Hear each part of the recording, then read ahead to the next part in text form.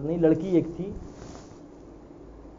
جس کی مرتیو ہو گئی, مر گئی, وہ دنیا سے چلی گئی. اب لوگ جو ہے ظاہر سی بات ہے جب ہندو ہے تو اسی اعتبار سے کیا کریں گے, اسے جلائیں گے, ایسا ان لوگوں کے یہاں رواج ہے. لوگ لے کر گئے. سنیے گا کہ مجلس کا کیا اثر ہوتا ہے, فرش ازا پہ آنے کا کیا اثر ہوتا ہے. لوگ لے کر گئے جلانے کے لیے, پنڈت پجاری جو بھی ان کے رہتے ہیں سب پہنچ گئے وہاں. لکڑی کو آگ لگایا گیا, پورا لڑکی جلنے لگی. لوگ یہ کہتے ہیں, اور وہ اس کتاب میں یہ لکھا ہے کہ پورا بدن جل گیا, سینے کا ایک حصہ تھا جو باقی رہا تھا.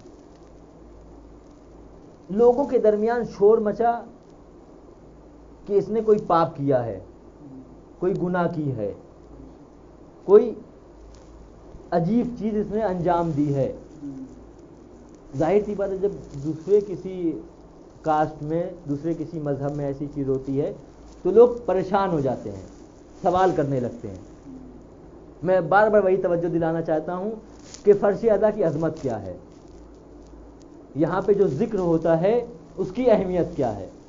لوگوں کے درمیان شور مچا. اب لوگ ایک دوسرے سے پوچھ رہے ہیں کہ وجہ کیا ہے, علت کیا ہے اس کا, کیوں ایسا ہوا, اس لڑکی نے کون سی گناہ کی تھی.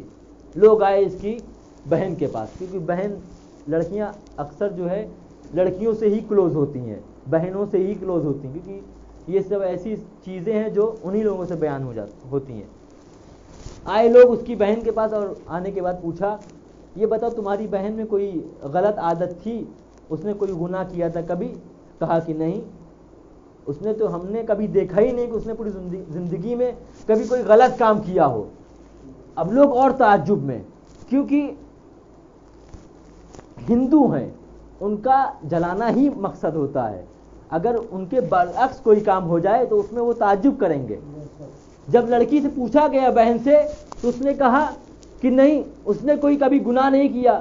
تو کہا ایسا کیوں ہوا کہ اس کا سینے کا ایک حصہ نہیں جلا.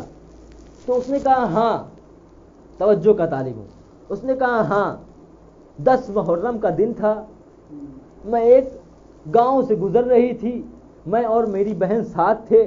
ایک عزا خانے میں مجلس ہو رہی تھی, توجہ کا طالب ہوں, ایک عزا خانے میں مجلس ہو رہی تھی, وہاں مصائب ہو رہا تھا. علی اکبر کا مصائب ایک ذاکر پڑھ رہا تھا, اور سب سینہ پیٹ پیٹ کر رو رہے تھے, واہ اکبرا واہ اکبرا, ہائے کربلا ہائے کربلا, ہائے حسین ہائے حسین. بس وہ اس علاقے سے ہم گزرے, اور لوگوں کا جب رونا ہم لوگوں نے سنا تو ہم لوگ نہیں چاہتے تھے کہ ہم بھی ماتم کریں, لیکن پتہ نہیں کیسے ہم لوگوں نے بھی اپنا سینہ پیٹنا شروع کر دیا. اپنا سینہ پیٹنا تھا کہ ہم دونوں بہنیں وہاں بیٹھ گئے, اور ہم نے پورے حسین کا مصائب سنا, پوری کربلا سنی.